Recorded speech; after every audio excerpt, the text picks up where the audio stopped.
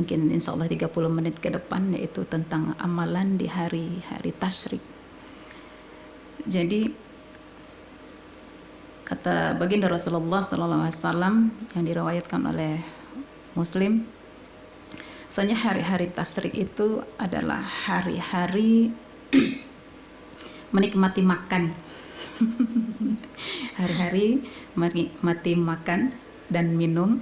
Nah, kemudian juga hari tasyrik itu adalah hari-hari pada tanggal 11, 12, 13 pada bulan Zulhijjah. Tidak ada pada bulan-bulan yang lain. Jadi hari-hari tasyrik ini hari-hari yang ada hanya pada bulan Zulhijjah.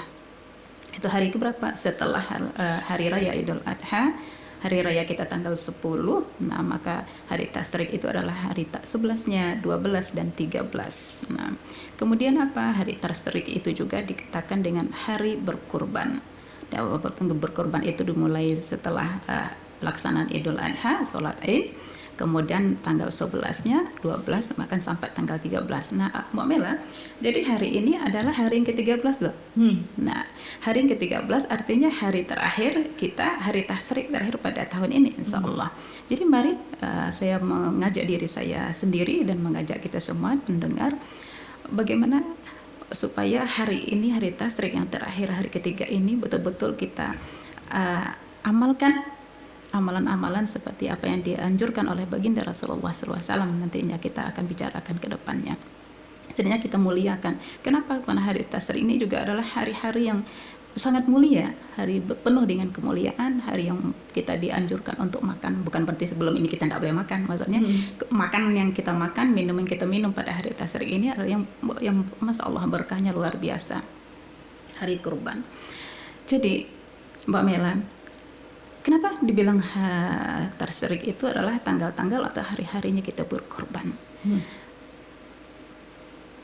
Setahu kita bahasanya berkorban adalah menyembelih. Betul, itu menyembelih. Esensinya apa dari kita berkorban itu? Esensi dari korban itu menyembelih hewan. Betul, hewan yang kita sembelih, tapi esensinya bagi kita yang kita ambil pelajaran di sini bahasanya adalah kita berusaha semaksimal mungkin untuk menghilangkan, membunuh, menyembelih sifat-sifat kebinetangan yang ada pada diri kita. Apa sih? Nah, sifat-sifat binatang itu seperti apa? Misalnya, dia suka berudak-beruduk sana sini. Nah, kita bagaimana maksimal usaha kita jangan kita manusia itu seperti itu. Sifatnya kan jangan seperti sifat binatang. Maka sifat-sifat kebinatangan yang kita kan manusia ini, kalau sebaik-baik manusia itu dia mungkin lebih baik daripada malaikat. Gitu. Tapi kan kita bukan malaikat. Sejahat-sejahatnya manusia itu maka dia lebih jahat daripada binatang. Berarti jadi ada unsur-unsur itu yang ada pada diri kita, ya kan? Ada unsur-unsur tersebut yang ada pada diri kita. Oleh sebab itu, ketika ibadah kurban ini dilaksanakan oleh kita umat muslim pada bulan Zulhijjah ini, maka esensinya di situ kurban itu adalah menyembelih sifat-sifat kebinatangan yang ada pada diri manusia. Apa? Sombong. Binatang itu kan sifatnya sombong. Nah, itu yang kita hilangkan dari diri kita. Kemudian apa? Binatang itu sifatnya adalah rakus. Ya kan? Maka sifat-sifat kerakusan yang ada pada diri kita itu yang kita hilangkan. Apa rakus itu ya? Pertama, menghalalkan segala cara. Nah, kemudian apa? Binatang itu sifatnya zalim. Apa itu zalim? Zalim itu rugi. Dia merugikan dirinya sendiri dan juga akhirnya dia juga merugikan orang lain. Nah, itu artinya zalim. Nah, sifat-sifat kezaliman ini yang ada pada diri kita, itu yang harus kita sembelih, itu yang harus kita bunuh. Nah, itu esensi dari korban. Dan banyak lagi sifat-sifat kebinatangan yang harus kita hilangkan pada diri kita semaksimal mungkin. Nah, seperti itu. Itu korban. Itu hari mulia. Kemudian apa? Hari tasyrik itu juga adalah harinya yang mulia, kemudian hari yang kita dianjurkan untuk makan apa? Nah, kan kurban kita tadi gitu. Jadi kita dianjurkan oleh Rasulullah SAW itu ada daging kurban untuk makan.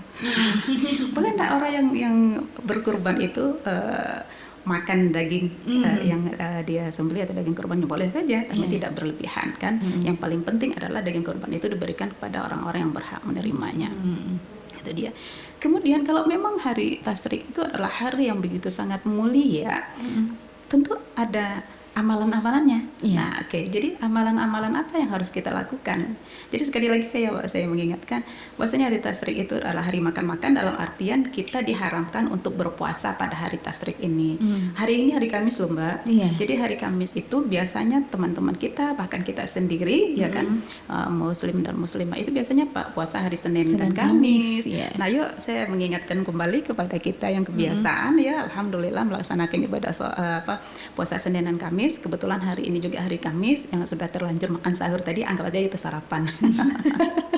Kenapa? Enggak boleh loh. Luaskan kuburan hamba seluas mata hamba memandang. Ya Allah, masukkan hamba ke dalam surgamu. Jangan minta yang dikit, ya Allah. Masukkan hamba, kalau hamba meninggal, masukkan hamba ke dalam surgamu, ya Allah. Kalau memang dosa aku hambanya, ya Allah, sudahlah di pintunya baik. Jangan minta di pintu surga, tapi mintalah ke dalam surga, masuk ke dalam surga dan minta surga yang tertinggi. Ya Allah, masukkan hamba ke surga Firdausmu. Tapi ingat, surga Firdaus itu berat loh, surga Firdaus tinggi loh. Jadi amalannya apa saja kan seperti itu tentu. Amal-amal yang soleh harus menyesuaikan. Tetapi tetap ketika kita berdoa, maka mintalah yang super the best, seperti itu. Dan itu amalan-amalannya Mbak Mira, insyaallah. Jadi wa fil akhirati hasan wa qina adzabannar. Ya Allah, tolonglah hamba, jauhkanlah hamba dan hindarilah hamba dari azab api neraka.